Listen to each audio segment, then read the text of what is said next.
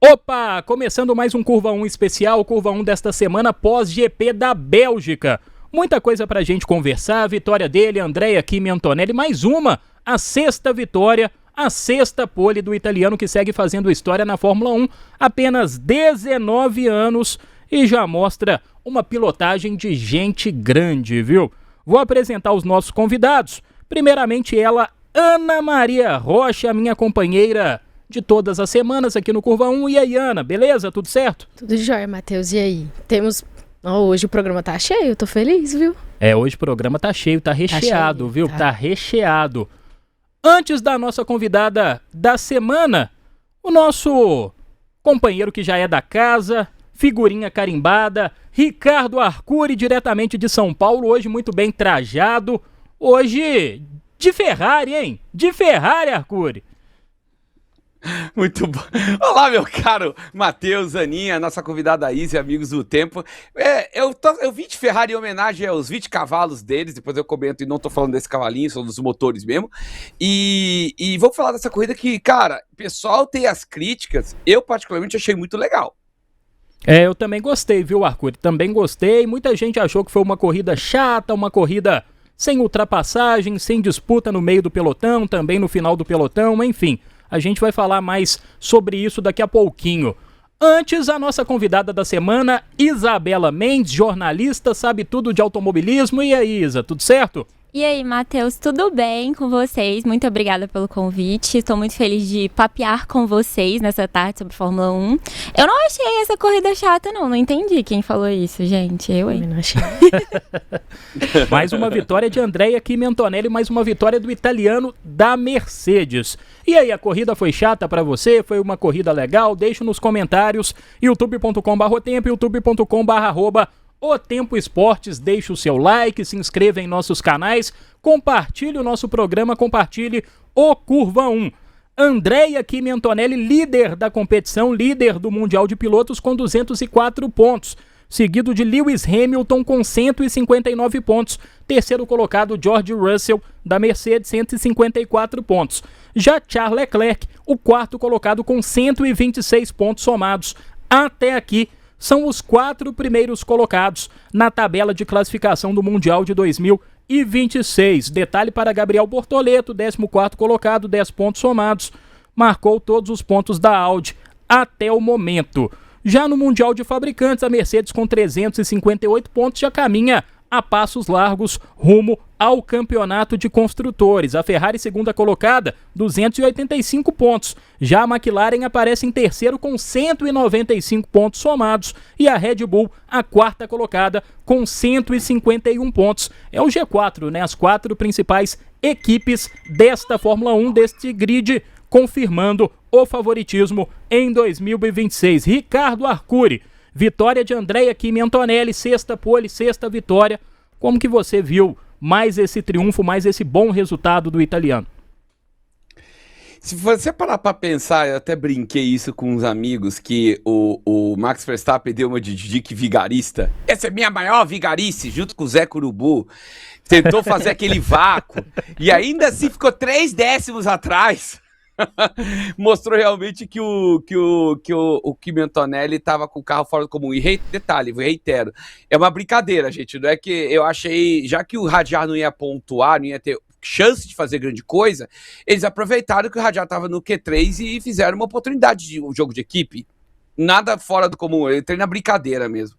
Mas falando do Kimi, cara, se nessa situação de andando contra dois, ele ainda colocou 3 décimos de frente, mas sabe que ele tinha realmente um carro imbatível no fim de semana. Então eu já esperava que isso fosse acontecer na situação. Aí veio aquele virtual safety car, que aí a Ferrari acertou na estratégia, ao vista, soltem fogos, comemorem, anunciem no LinkedIn, façam o que vocês quiserem, porque eles acertaram muito bem, colocaram os 2 pilotos, mesmo o Hamilton tendo os problemas que ele teve, numa situação muito boa. E o Charles Leclerc, inclusive, foi líder por esse detalhe. E, lógico, depois ele acabou passando, o Kimi acabou passando, mas reiterando que mesmo com a Ferrari tendo uma vantagem de uma estratégia bem aproveitada, o Kimi Antonelli conseguiu ainda assim correr atrás disso, mostrando realmente que o nosso pequeno italiano estava realmente fora do padrão esse fim de semana.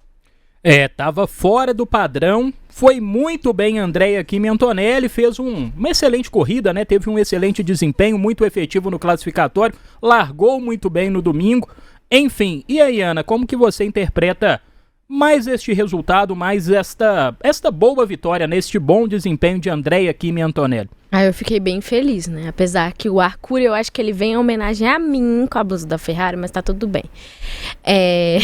Eu acho que, assim, eu fiquei muito feliz, porque sobre todas as outras questões que teve na última corrida, que ele não conseguiu terminar por causa que o carro quebrou, eu acho que essa vitória foi muito válida pra ele, pro psicológico dele também, o emocional, pra ele ficar bem e falar, assim, que continua na briga. Vamos ver, né? Como esperar as próximas corridas, porque eu acho que ele tá dando um trabalho, né, gente? Ele não vai deixar de dar esse trabalho. E a corrida foi muito boa. Eu não entendi também quem falou que a corrida foi chata, porque, nossa, eu adorei a corrida. Eu tava lá sentada assistindo no sofá. Meu noivo chegou pra mim, você tá torcendo pro Hamilton ou pro Kimi Antonelli? Eu falei, eu torço pro Kimi e torço pro Hamilton porque é Ferrari. Mas eu fiquei muito feliz com a vitória dele. E ele vai continuar mostrando que ele tá pra briga. Exatamente, vai continuar mostrando isso. E, Isabela, é muito legal ver um piloto como o Andrea Kimi Antonelli, com apenas 19 anos, já se transformando em um líder dentro da Mercedes, né? Havia expectativa muito grande em relação ao Russell no início da temporada, em relação ao bom desempenho do inglês, até porque é um piloto cerebral, um piloto consistente, que em algumas temporadas conseguiu bater de frente com o Hamilton, até mesmo superar o Hamilton. Então havia muita expectativa em relação ao Russell, mas o Antonelli vem dominando a Mercedes e dominando também o campeonato, né? Sim, exatamente. Eu concordo muito com a Ana. Eu acho que, além da vitória do Kimi, ele mostra muita maturidade para a idade dele. Então, assim, é um piloto que ele sabe o que fazer no momento certo, que ele raramente erra, que ele... Tipo assim, se precisar ser extremamente veloz, ele não tem medo. Então eu acho que isso mostra realmente maturidade, apesar da idade. E uma coisa que eu acho que é até simbólica é que no ano passado, nesse GP, ele não foi bem. Então eu acho que mostra realmente uma evolução mental dele esse ano. O próprio Toto Wolff falou sobre isso, que ele realmente tem se mostrado muito... maduro mesmo, acho que essa palavra, assim, mesmo repetindo mais de uma vez, mas ele realmente é muito maduro para a idade dele. E eu até vejo, assim, fãs de Fórmula 1 brincando no Twitter, por exemplo, que ele alugou um triplex na cabeça do Russell. Mas eu acho que é isso, sabe? Ele realmente tá indo muito bem pra alguém que era o rookie no ano passado. Então, assim, eu acho que o George Russell realmente tem muita coisa pra às vezes até aprender e melhorar com o Kimi. Exatamente, é impressionante, né? Para um piloto que começou como iniciante no ano passado, que era um rookie e agora vai para sua segunda temporada, é impressionante o crescimento que ele teve de 2025 para 2026. Ricardo Arcuri, a gente já falou do Kimi Antonelli, falamos de uma ponta da garagem da Mercedes, agora vamos para outra ponta que é George Russell. Russell abandona, vê o Antonelli aumentar a vantagem em relação ao campeonato de pilotos. E aí? E o peso psicológico? Só aumenta para o lado do inglês, né? Exato. Já conversamos bastante a respeito, né? De que realmente cada etapa que passa e acontece uma situação dessa, realmente alugar, eu concordo com a Isa, alugar o triplex eu acho a little bit too much, mas com certeza, pelo menos acampou no quintal, vamos colocar dessa forma. Mas é importante trazer que agora vamos ter uma outra situação que normalmente uma temporada de Fórmula 1 não tem, que é uma segunda parada. Quer dizer, a gente sempre tem uma, que é essa aqui. Só que esse ano tivemos uma segunda, por causa eu chamei carinhosamente das férias árabes, né? E assim, esse pode ser o momento de parar, tipo cooling break. Vamos falar de Copa do Mundo? A pausa para hidratação vai ser a pausa para hidratação da Fórmula 1. E agora é aquele momento, quem sabe não seja a parada que precise para se mudar mentalidade, se mudar momentos. E aquilo que eu vou sempre explicar, não é que eu duvide do Kimi, mas ano passado nós tivemos uma situação que nesse momento do campeonato, o líder é outro piloto jovem. E no final do ano, foi sentido de certa forma, o peso brutal psicológico, tá? Ainda que o Kimi Antonelli seja um lugar muito mais amigável a ele, não que a McLaren não seja, mas que é mais amigável que a McLaren, existe esse fator. E goste ou não, diferente da McLaren ano passado, que ano passado tinha o Verstappen para fazer frente, esse ano tem 2, porque você não pode descartar o Leclerc da história ainda. Tá? Então, e eu não sei o que a Ferrari pode aprontar, porque a Ferrari está fazendo um trabalho muito bom no carro. O carro deles é muito acertado. Alguns dizem que é o melhor carro puro da Fórmula 1 é o da Ferrari, não da Mercedes. Só que falta motor para empurrar, e a Mercedes tem isso, tem de sobra. Tá? Então, é algo para a gente prestar atenção. Por isso que eu estou de camisa da Ferrari. Desculpa, Nil, não é por sua causa. Que pena. É realmente por causa do que a Ferrari está trazendo. É um carro acertado, com um adu que foi bem aproveitado. Então, sabe, tem esses fatores que estão tornando a Ferrari competitiva, e a gente tem que esperar isso bastante para a segunda metade da temporada. E eu tenho certeza que a Margot, apesar de parecer com a McLaren, ela concorda comigo. Pois é, a Margot tá com o macacão da McLaren, mas concorda com o Ricardo Arcuri, que hoje está trajado de vermelho Ferrari. E detalhe, né, Arcuri? A Ferrari, além de ter o pacote adu, além de ter hoje um carro extremamente eficiente em termos aerodinâmicos, tem uma dupla que se mostra cada vez mais competitiva. O Hamilton, que faz a sua melhor temporada desde 2021, e o Charles Leclerc, que vem de uma vitória e um P2, né? Então, daqui a pouco a gente vai falar um pouquinho sobre Charles Leclerc, mas me parece um Leclerc cada vez mais readaptado a esse carro de 2026. E aí, Ana? George Russell. Tá difícil pro inglês, né? Impressionante. Talento ele tem de sobra. É um piloto consistente, mas parece que o lado psicológico pesou de vez. Eu acho que foi muito isso que eu percebi na zona mista depois da corrida, que ele parou para poder conversar com os jornalistas.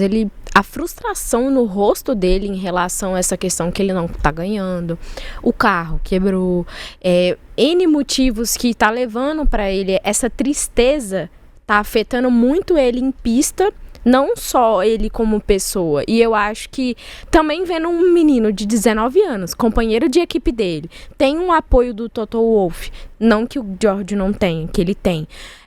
Eu acho que isso leva muito pro lado psicológico e emocional dele. E tá pesando demais, porque eu fico parando e vendo, percebendo também as redes sociais dele. Antes ele era muito mais ativo, não que isso faça diferença. Mas para quem tá numa Mercedes da vida, eu acho que ele tá se sentindo um pouco apagado ali, pelo estrelismo do Kimi. Pelo que o Kimi vem demonstrando na temporada de 2026.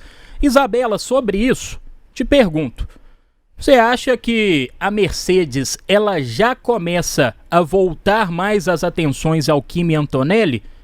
Até porque o Kimi, não só por ele ser líder, né? Não só por ele estar em uma boa fase, não só por ele ser hoje o piloto dominante da equipe, mas por tudo que o Kimi representa internamente, por ser o piloto de confiança do Toto Wolff, por ser bancado pelo Toto Wolff desde as divisões inferiores. Você acha que agora a Mercedes já começa a voltar mais os olhos ao Kimi Antonelli em termos de estratégia de equipe?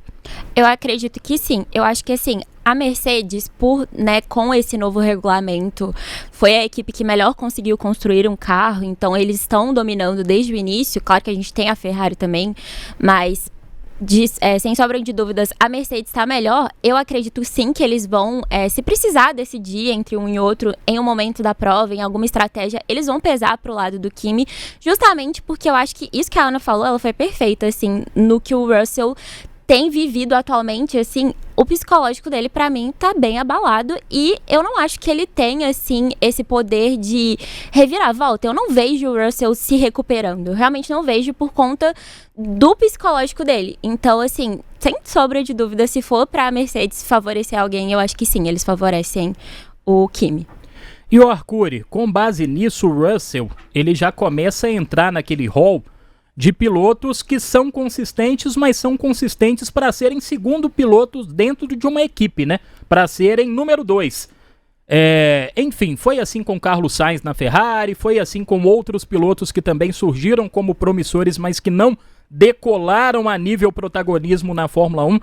Você acha que já está começando, o Russell já está começando a entrar nesse barco, nessa seara de pilotos que não são protagonistas, que são úteis mais como segundo pilotos em equipes de ponta?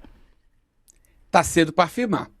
Tá cedo para afirmar, porque, como eu falei, todo mundo falava isso de Lando Norris e o cara foi campeão, tá? Então, tá cedo para afirmar ainda, para ser contundente, tá cedo.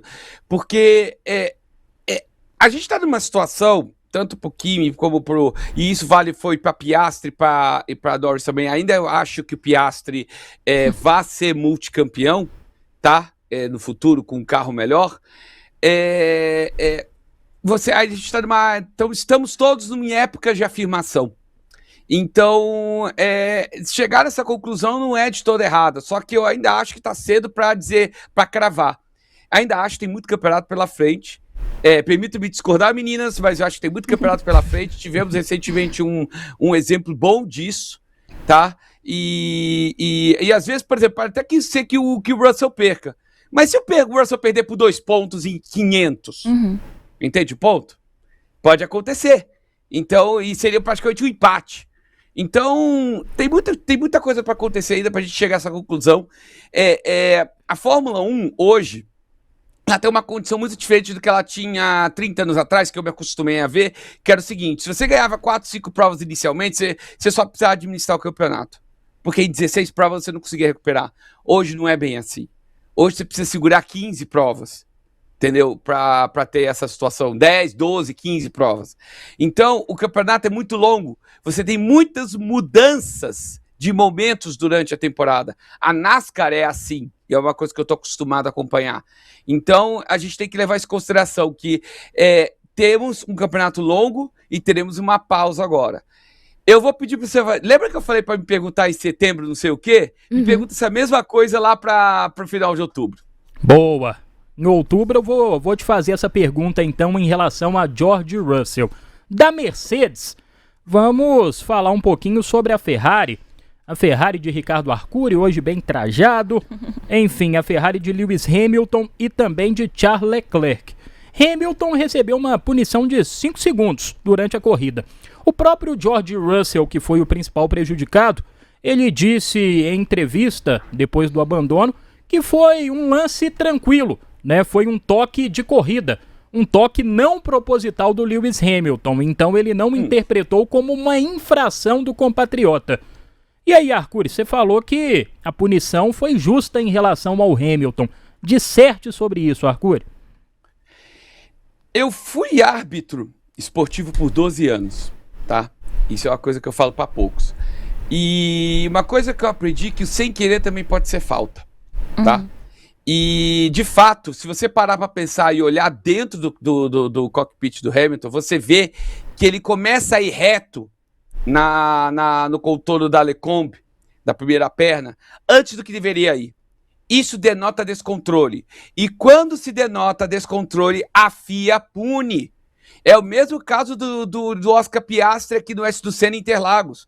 Ele foi punido por aquele contato, se não fala a memória, do George Russell, porque ele mostrou descontrole. E qual foi o descontrole dele? Travou os pneus.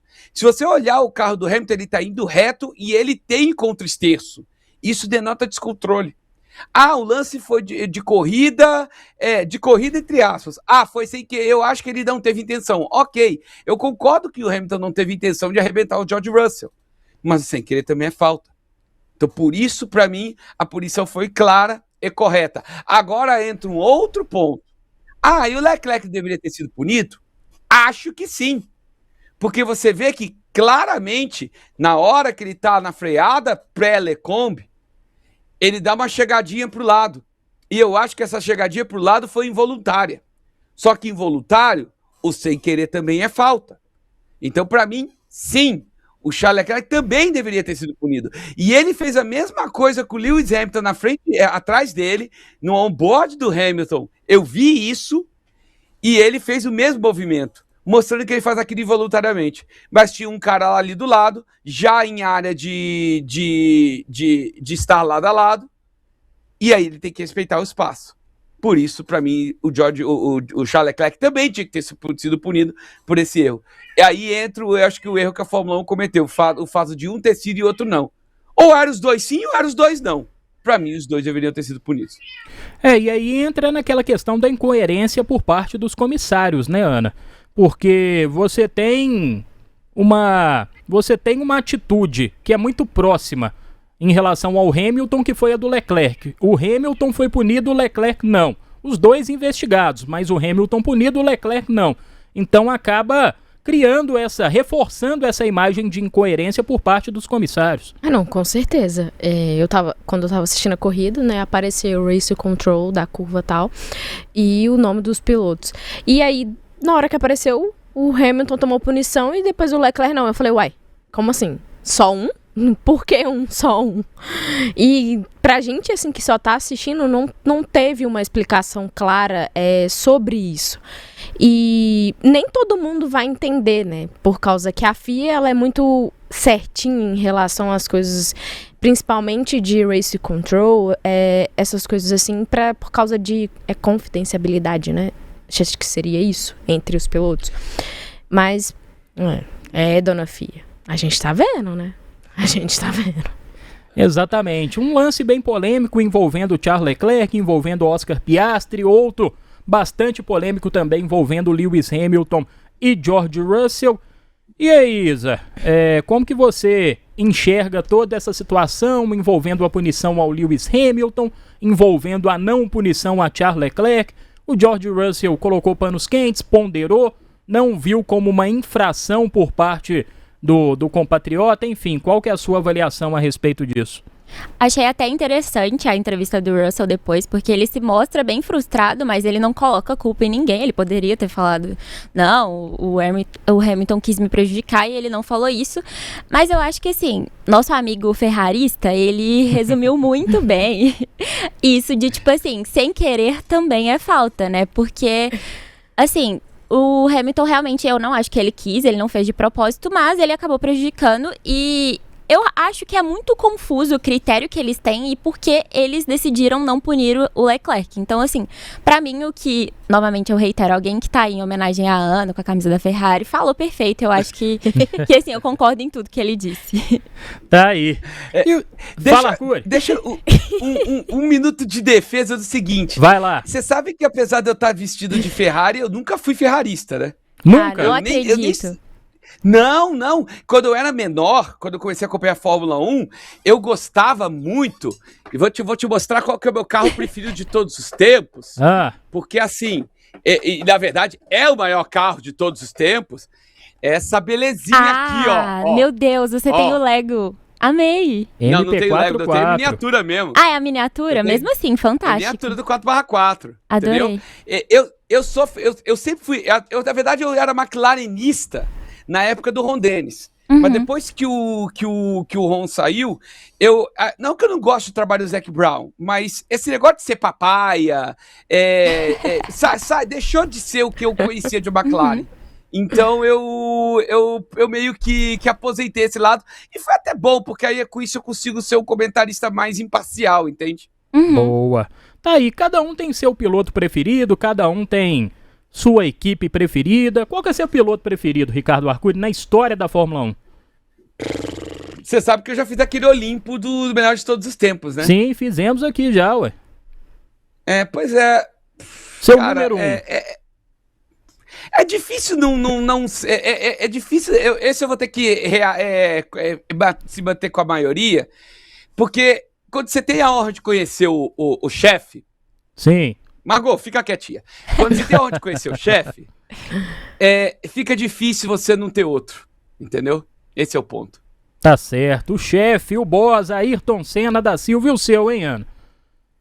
Difícil. Mas sempre a Ayrton Senna da Silva. Boa. Não tem como. Mesmo que Lewis Hamilton, pra mim, seja em qualquer equipe que ele tiver. Mas, Ayrton Senna da Silva. Nosso Beco. É, o grande Beco. E aí, Isa? E o seu, hein? Então, eu acho que eu vou me complicar, porque é o seguinte, eu acho que o maior de todos os tempos, obviamente, é o Senna, mas o meu piloto favorito é o Max. Foi quem me fez ser apaixonada pela Fórmula 1. Eu acho que ele tem uma genialidade, assim, fora do comum. Eu acho que o que ele faz de se arriscar, de fazer o que for necessário para vencer, assim, eu acho que ele tem a alma da Fórmula 1, sabe? Então, sem dúvida, ele é meu piloto favorito. A alma da Isa. Fórmula 1 aí, ó. Carro de Max Verstappen com Ricardo Arcuri. Eu respeito altamente esse tipo de coisa, sabe? Ó, tá aqui, ó. Eu gostei, pra Ricardo. Pra Isa. Ah, obrigada. Mas assim, eu tenho que respeitar o Max Verstappen, sabe? E você falou muito bem uma coisa. Ele trouxe uma coisa que a Fórmula 1 faltava por muitos anos, que era um pouco desse cara, um pouquinho, vamos dizer assim, wild. Selvagem, Sim. Entendeu? Eu concordo plenamente com você, sabe? Eu admiro o Max nisso. Tudo bem que tem horas que ele tem umas horas que era melhor ele ficar caladinho, mas Sim, com todo certeza. mundo tem seu momento, né? É verdade, ele se Mas passa eu às concordo. vezes, né? Mas faz parte, né? O personagem Max Verstappen faz parte da essência do personagem, um dos maiores pilotos da história da Fórmula 1. Ainda dentro da Ferrari, Arcuri. E o Leclerc, hein? Charles Leclerc, ele que venceu em Silverstone, conseguiu P2 agora na Bélgica, me parece cada vez mais adaptado ao carro de 2026, vinha tendo dificuldade nessa disputa interna com Lewis Hamilton, até porque o Hamilton cresceu, saltou de produção, vem fazendo um 2026 bem mais regular do que nos últimos anos. Dá para falar que o Leclerc voltou agora a ser o Leclerc dominante da Ferrari? Eu vou colocar 3 coisinhas que eu queria falar a respeito, tá? Primeiro, a Ferrari ganhou 20 cavalos, tá? E ajudado com esse carro super acertadinho que eles estão tendo hoje, realmente, agora a Margot vai... Ela é McLarenista, ela vai embora. O carro acertado, com esse motor que trouxe esses 20 cavalos, colocaram a Ferrari num nível de competitividade que eu não esperava ver em Spa, porque Spa pede motor. Tá? E ela tá tendo. Então, a Ferrari agora ela vai vir num nível de força interessante. Hungria é um circuito que vai vestir bem o carro deles, é uma corrida pra gente prestar atenção. Nunca subestime o Lewis Hamilton. Afinal de contas, o cara não é o campeão da Mercedes, beleza, mas ninguém é campeão sem ter um carro vencedor. E ele tá mostrando agora com um carro que pode vencer, que ele tá pelo menos podendo brigar pela história. Segundo. E aí vamos a Charles Leclerc. Charles Leclerc sempre foi um piloto muito subestimado, porque ele sempre foi uma bela cria da Ferrari, mas ele nunca teve a oportunidade de ser campeão. Agora me respondam, quantos carros o Charles Leclerc teve na mão para ser campeão na carreira dele? Nenhum, né? Talvez, Exato. Arcuri, talvez só aquele de 2022, né? Que inicia a temporada. Que ele consegue bater de frente com o Max Verstappen, mas depois uma Ferrari que caiu muito. E que tinha problemas de gestão de pneu. Sim. Então ele não tinha o carro para ser campeão. Em 2019 ela tinha um carro horroroso que tinha motor, mas o motor era ilegal. Entendeu? Então ele nunca teve carro para ser campeão. Essa é a real. Charles Leclerc nunca teve carro para ser campeão. Period. Ponto. Agora ele pode estar tendo essa oportunidade. E o começo do ano dele foi muito complicado. Pode ser que seja a chavinha da virada. Eu sempre falo de ter o momento da chavinha da virada. Será que é a virada para Charles Leclerc dele começar a reagir? Mas ele vai ter um Lewis Hamilton muito bom do lado dele. Ele vai ter um Kimi Antonelli que está andando muito com o melhor carro da categoria hoje. Mas será que ele vai ser o melhor carro da categoria na segunda metade, vamos dizer, desse período pós-férias da temporada? Olha quantas variáveis podem aparecer daqui até o fim do ano pra gente cravar que Kimi Antonelli vai ser campeão. Entendeu? E aí entra. O que a Ferrari tá trazendo? O trabalho do Loic Serra nesse carro tá sendo fora do comum.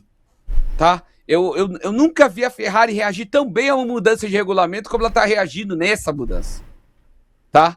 Então, ela voltou. Então, eu começo a entender que, diferente do ano passado, que era 2 carros de uma equipe e um intruso, nós vamos ter uma equipe inteira intrusa. Pelo menos se mantiver dessa forma. Então, dá para esperar sim relação do Leclerc. Tudo bem que tá difícil para ele. Ele precisa começar a reagir a partir de agora. Ou, na pior das hipóteses, a partir do pós-férias. Mas a gente não pode descartar Charles Leclerc.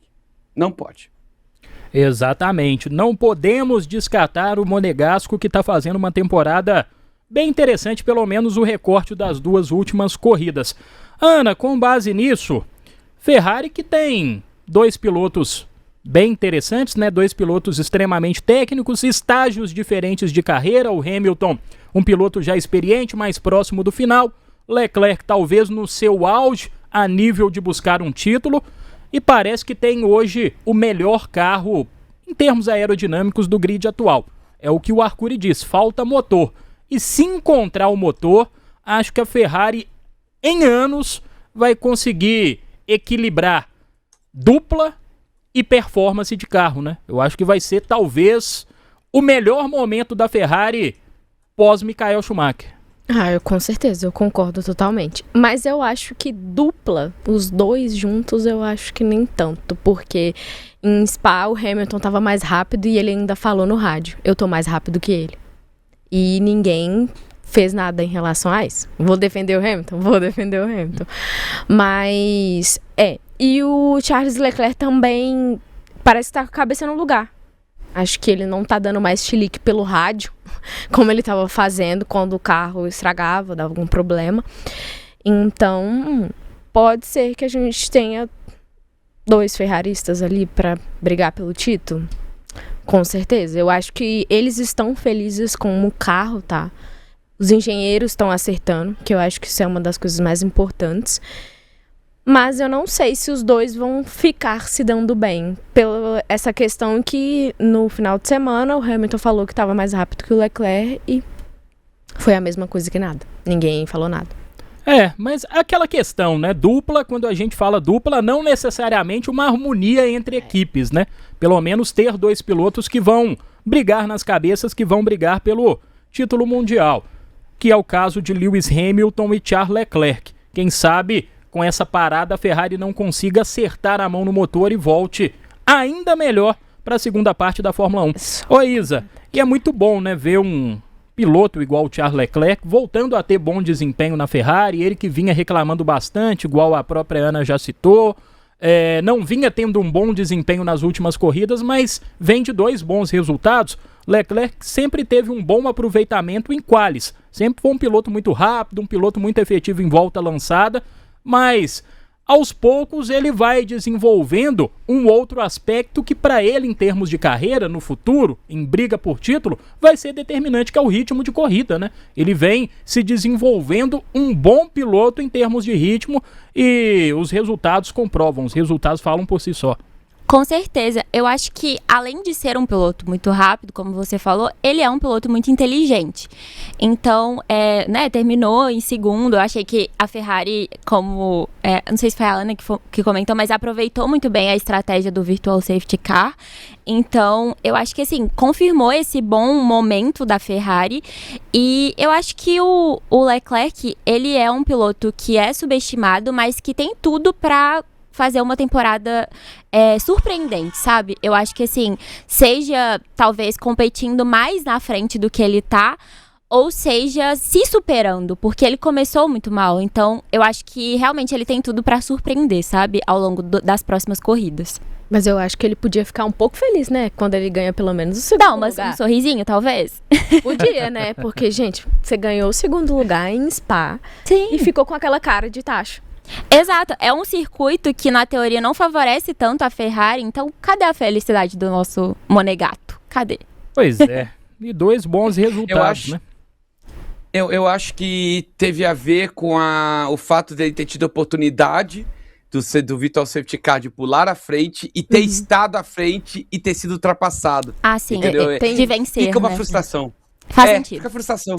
Mas podia ficar feliz. Até porque a Ferrari... Até porque a Ferrari acertou muito na estratégia, né, Arcuri? Sim. A Ferrari, ela estende um pouco a janela de troca.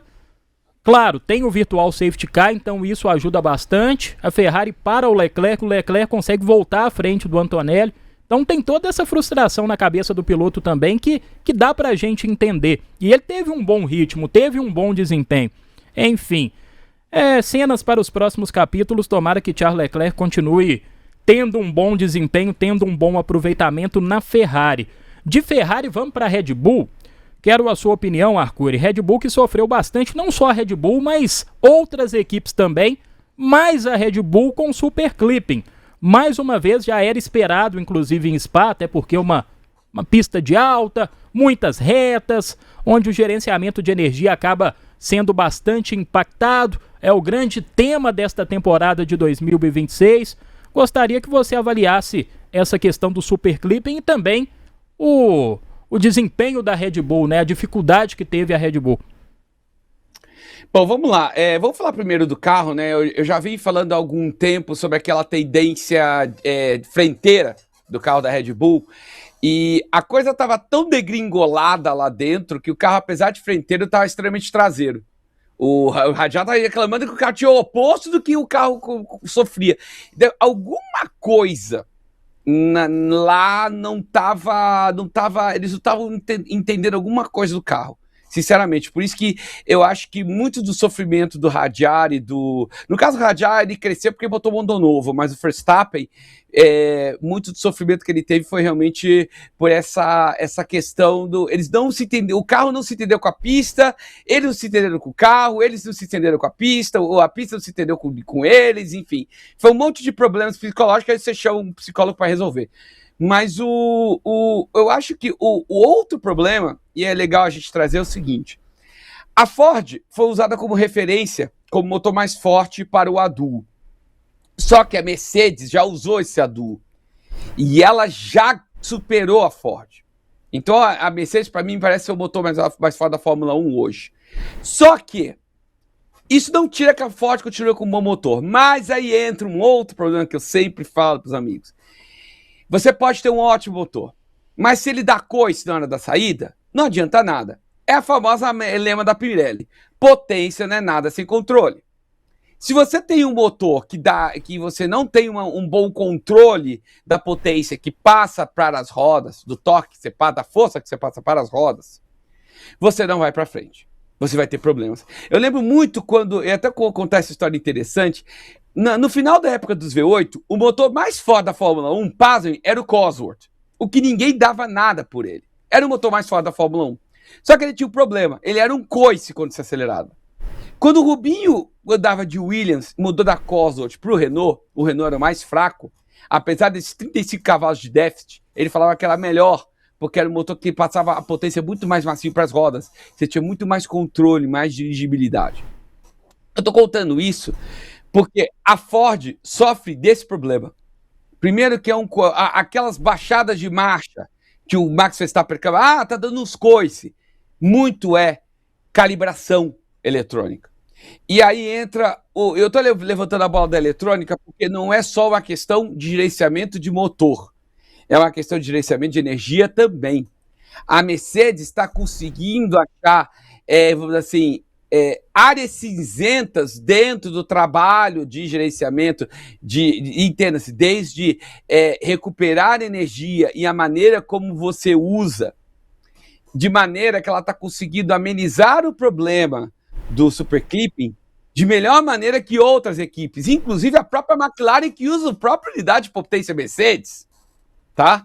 Inclusive eu estou lendo algo a respeito justamente de um especialista em engenharia automotiva, falando a respeito. Por quê? Porque é uma questão de gestão do motor, aí você deixar o motor mais macio, mais dirigível, melhor para condução, saída de curva, maneira como reage a ganho de marcha, perda de marcha, etc. Ao mesmo tempo, como gerir a energia durante o uso do motor elétrico. Tá? A Ford está no ano de aprendizado. Eu acho que o que eles estão fazendo já é muito acima do que eu esperava, tá? Mas vocês têm que levar em consideração que eles estão num aprendizado e que a Mercedes, e eu vou botar a Mercedes isso aí que eles são superiores a respeito, eles estão conseguindo lidar com essa gestão de energia melhor que as outras. E esse está sendo o pulo do gato. E eu vou dar um exemplo. A Mercedes estava fazendo de final 10 km por hora menor que a McLaren. Só que eles estavam sofrendo menos com o superclipping. Isso explica muita coisa. Exatamente, isso explica muita coisa, mas é louvável por parte da Red Bull ter desenvolvido o motor para 2026 e esse motor, de certa forma, estar performando com base no que eles gostariam, né? Apenas início de trabalho, apenas o primeiro ano como a Red Bull sendo desenvolvedora do próprio motor, da própria unidade de potência em um novo regulamento que aumenta ainda mais a dificuldade, mas é uma Red Bull que vem, pelo menos, entregando o que se esperava. E não um carro de fundo de pelotão, né, Ana? Isso é o mais importante. Pelo menos um carro que consegue se manter no topo, brigar por vitórias, brigar por pódio. E eu acho que foi uma coisa que aconteceu nesse final de semana. Eu não esperava ver o Isaac Hadjar do jeito que ele estava. Pra mim foi uma surpresa. E ver o Max também no pódio, pra mim foi uma surpresa. Acho que por todas as outras coisas que ele estava passando nas outras corridas, carro, a questão da bateria. Então, acho que foi uma combinação de coisas que favoreceu e também que não está favorecendo, mas que ajudou, em partes, eles conseguirem esse pódio. Queria que o Isaac Hadjar chegasse um pouquinho mais ali em cima? Sim, queria. Eu acho que porque essa nova geração do automobilismo, eles estão se mostrando que eles podem fazer e que eles conseguem. Eu acho que eu fiquei feliz também pela Red Bull estar lá, assim. É isso, né, Isa? Aos trancos e barrancos, mesmo com toda a dificuldade encontrada em 2026, uma dificuldade que a Red Bull ainda não passou por ela desde a sua ascensão em meados de 2019, né? Desde lá, a Red Bull vem sendo dominante, vem rivalizando com a Mercedes. Na última temporada, nas últimas 2 temporadas, rivalizou diretamente com a McLaren, mas em 2026 passa por uma implosão muito grande, uma mexida interna muito grande, peças importantes saíram, Max Verstappen ainda nessa indefinição pensando nos próximos anos, mas diante de tudo isso, diante de todos esses problemas, 2 pilotos altamente competitivos, o Max não precisa falar nada, o Isaac Hadjar bastante promissor, e é bem legal ver esse crescimento, mesmo que pouquinho a pouquinho da Red Bull na temporada de 2026, né, Isa? Exato. Eu acho que o que salva a Red Bull nessa temporada são os pilotos, porque o Hadjar, assim, ele vai com muita sede ao pote, ao que ele quer, e o Max, como você falou, não precisa nem comentar. Mas, assim, uma aula técnica que a gente acabou de ter aqui do Ricardo, né, eu adorei. Mas, assim, realmente eu acho que é isso, eu acho que a Red Bull tá sofrendo, né, com o carro, mas tem 2 pilotos que colocam eles ou no pódio ou quase lá. O que o Hadjar fez nessa corrida foi muito especial, tanto ele quanto o Norris, né, subiram muitas posições, então acho que isso é bem legal de assistir, porque, assim, eu acho que a Fórmula 1 é a junção de um bom carro com um bom piloto, mas às vezes um carro que não é tão bom, mas que tem um piloto que se dedica muito, que é o caso do Hadjar, a gente consegue ver coisas legais acontecendo, assim, o exemplo do Bortoleto pra mim também é muito forte, que não tem um carro tão competitivo, mas é um piloto muito bom, ao meu ver. Então, acho que é bem legal ver essas evoluções, assim, que apesar do carro, o piloto consegue tirar ali o leite de pedra. Então, bem legal. E sobre isso, Arcuri, sobre Max Verstappen, sobre Isaac Hadjar, o Hadjar, já dá pra gente falar que é o melhor parceiro de equipe, ou pelo menos o parceiro mais eficiente que o Max Verstappen teve desde que chegou à Red Bull? Se você parar para pensar que ele já teve Daniel Ricciardo trabalhando do lado dele, eu diria que pelo menos ele tem alguém para competir. Vale colocar que o seguinte, o Hadjar tá pegando um carro diferente do que um conceito de carro, um conceito de desenvolvimento de carro diferente do que pegaram Albon, Gasly, Tsunoda, Lawson, e insira um companheiro de Verstappen que se ferrou aí.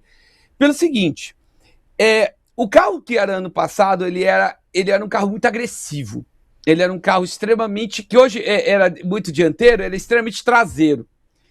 E para você conseguir tirar desempenho de um carro traseiro, você tem que realmente saber vesti-lo muito bem. Isso é uma coisa que eu acompanhei muito nas andanças de automobilismo virtual, estudando Stock Car, porque o carro do Stock Car, o antigo, era extremamente traseiro.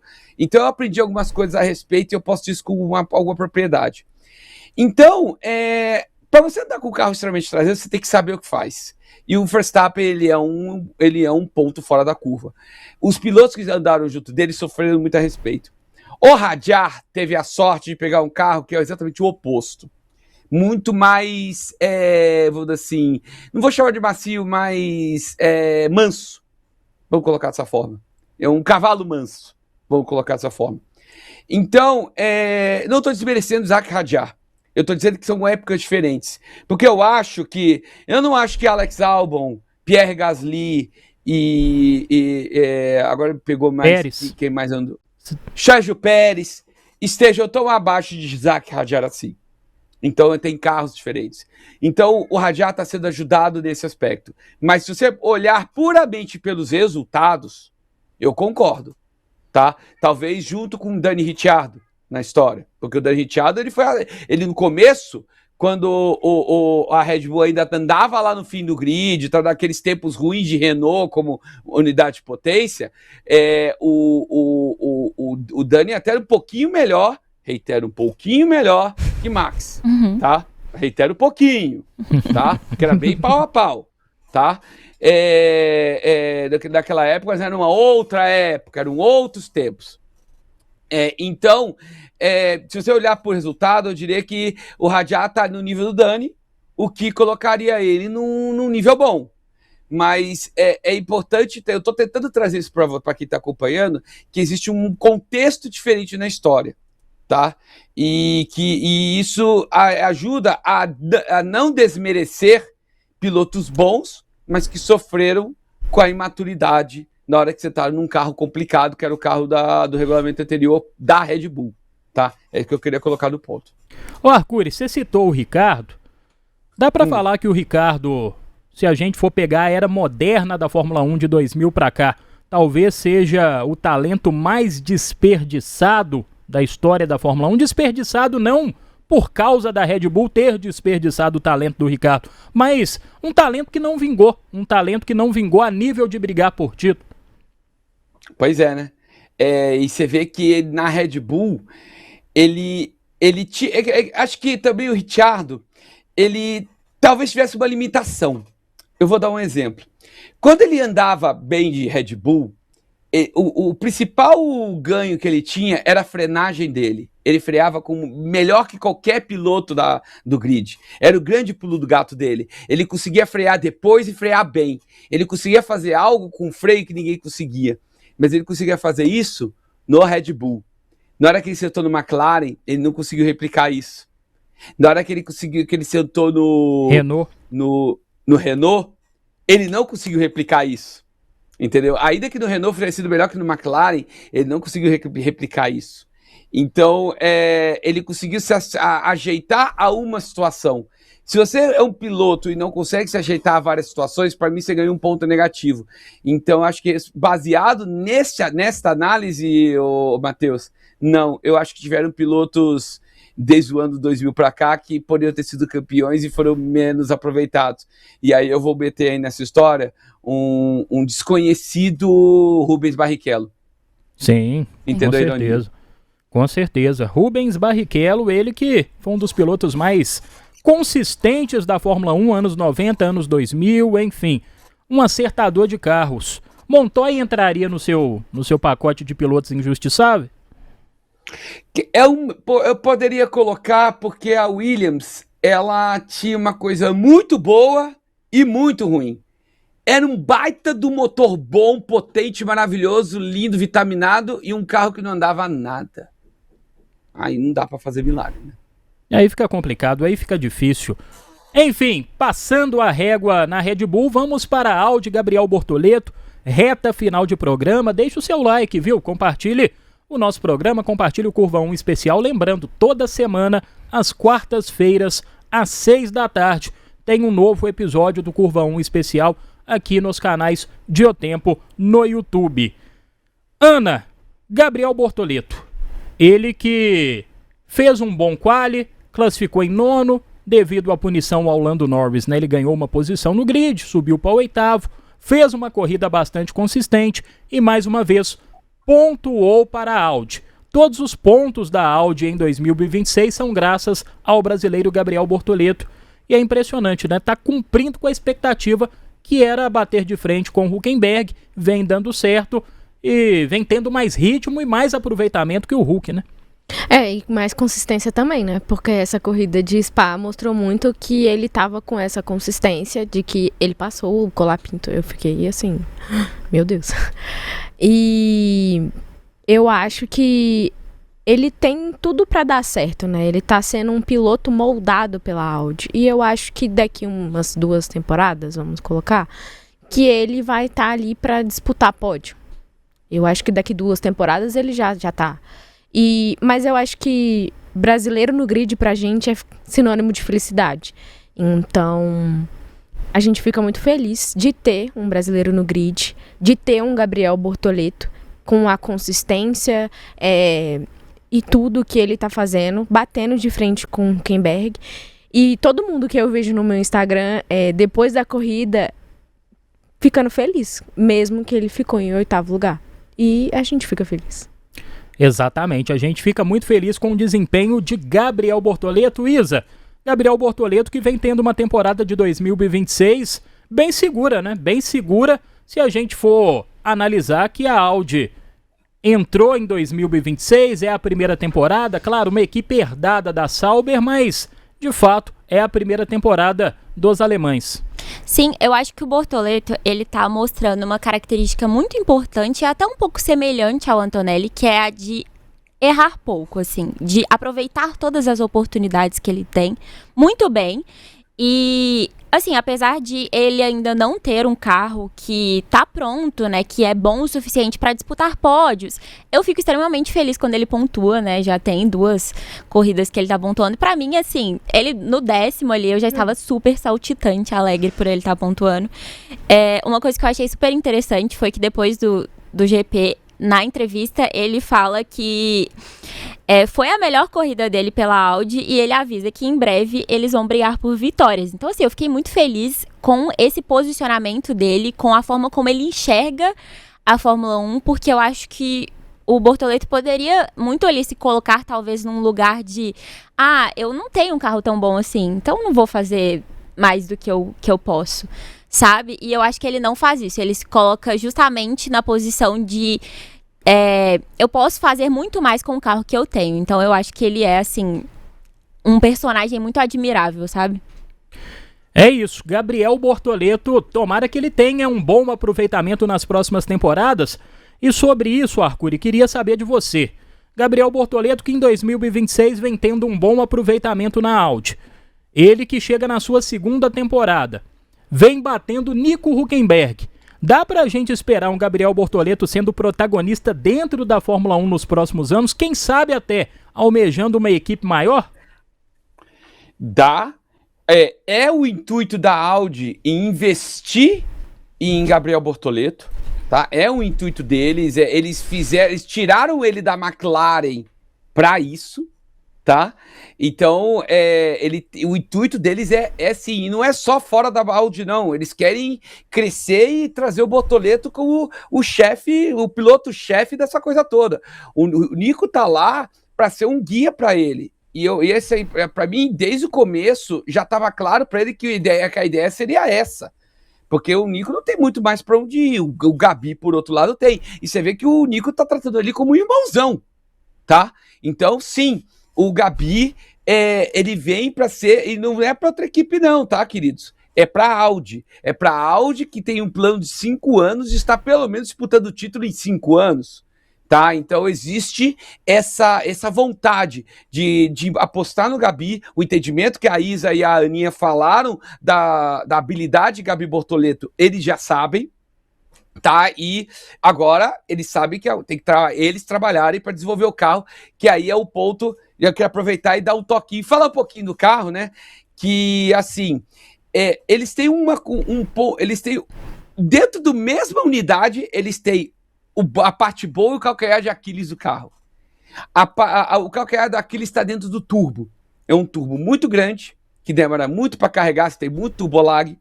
E mesmo com o turbo grande, eles não têm potência. Hoje o Audi, dos 5 motores, é o 4 colocado em potência.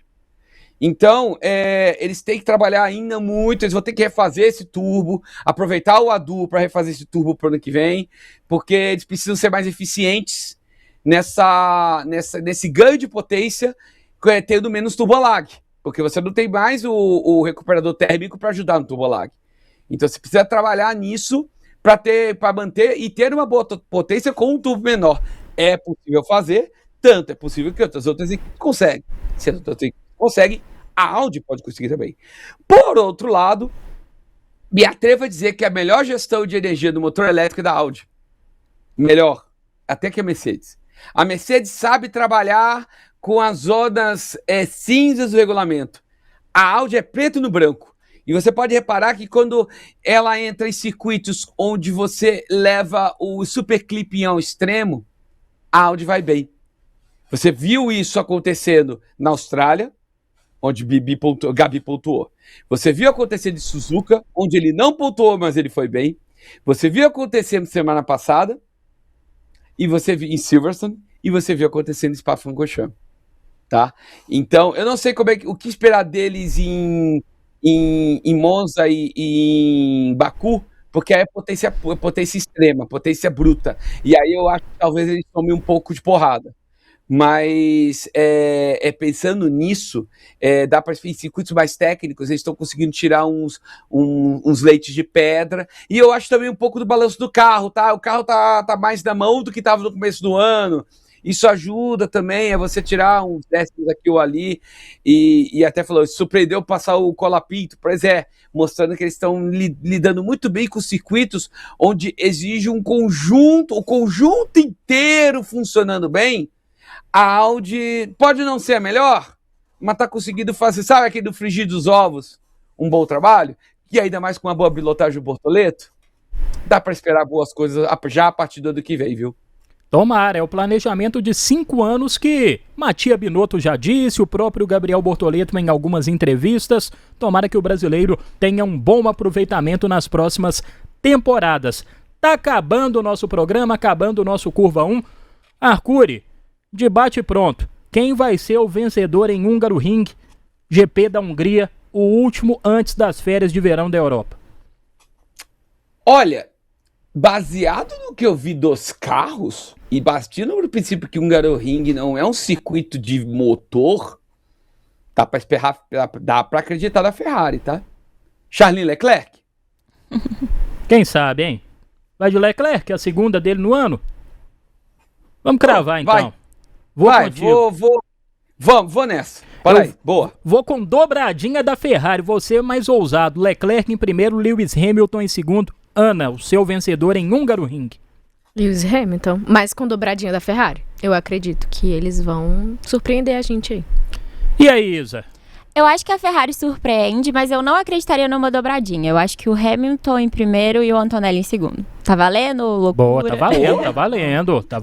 Gostei. A Mercedes tá com um carro bom pra andar em circuito aqui Sim. também. Eu só coloquei a Ferrari como um plus, mas, claro, está certíssima.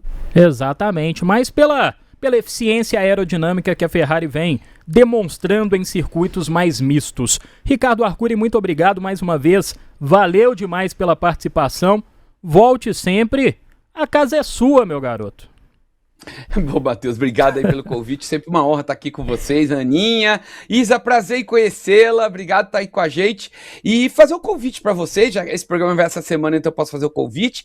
Essa semana estarei no Velocitar, fazendo a TCR South America e também a última etapa da TCR Brasil, que vai acontecer nesse final de semana no traçado travadíssimo, porém maravilhoso do Velocitar. Aliás, um dia, e se vocês puderem, tirem o dia, vão ver a corrida, vão ser felizes, porque toda vez que eu vou lá, eu vou ser feliz. E eu vou ser feliz esse fim de semana fazendo a final da TCR. Posso passar os horários? Ou... Claro, fica à vontade. Deixa eu abrir aqui já, eu tô com o guia aqui na mão. Vamos lá. Qualificatório sábado, 9h15 da manhã. Corrida 1, 4h30 da tarde. E domingo, corrida 2, 2 horas da tarde. Ao vivo na íntegra pelo YouTube da TCR e também pela Band Esportes. E a corrida 2 ao vivo também na Gazeta, tá? na TV Gazeta. Vocês podem acompanhar por todos esses lugares. A maravilhosa TCR South America, que cada ano fica melhor. E esse final de campeonato da TCR Brasil com Rafa Reis e Leonel Pernias por 3 pontos apenas separados, promete ser um baita de um espetáculo esse final de semana. Conto com a audiência de vocês. É isso Valeu. aí. Tá aí, ó. Audiência para Ricardo Arcuri e para a TCR que vem revelando vários pilotos na América do Sul, vários talentos brasileiros, argentinos, uruguaios, enfim, Ricardo Arcuri está lá no Velocitar, trazendo tudo para você sobre mais uma etapa brasileira da TCR. Ana, muito obrigado. Até semana que vem estaremos juntos em mais um Curva 1 especial. Eu que agradeço mais uma vez o convite. É sempre muito especial estar com pessoas que sabem falar de automobilismo. Eu fico muito feliz. E até semana que vem. Valeu demais. Isa, muito obrigado pela presença. Espero que você tenha gostado desse essa nossa resenha aqui sobre automobilismo, sobre Fórmula 1. E volte sempre, viu? Portas abertas. Eu que agradeço pelo convite, foi um grande prazer, adorei resenhar com vocês, Ana, Ricardo, Matheus, muito obrigada, pode deixar que é só me convidar que eu volto. Boa, tá aí. Valeu, viu, gente? Valeu, Arcuri, valeu, Ana, valeu, Isa, e muito obrigado também pela audiência, mais uma semana juntos aqui nos canais de O Tempo Esportes, youtube.com/otempo, youtube.com/@otempo esportes, é o Curva 1 especial. Na próxima quarta-feira estaremos de volta aí com os detalhes de Húngaro Ring, GP da Hungria, o último antes das férias de inverno da Europa. Valeu demais, abraço!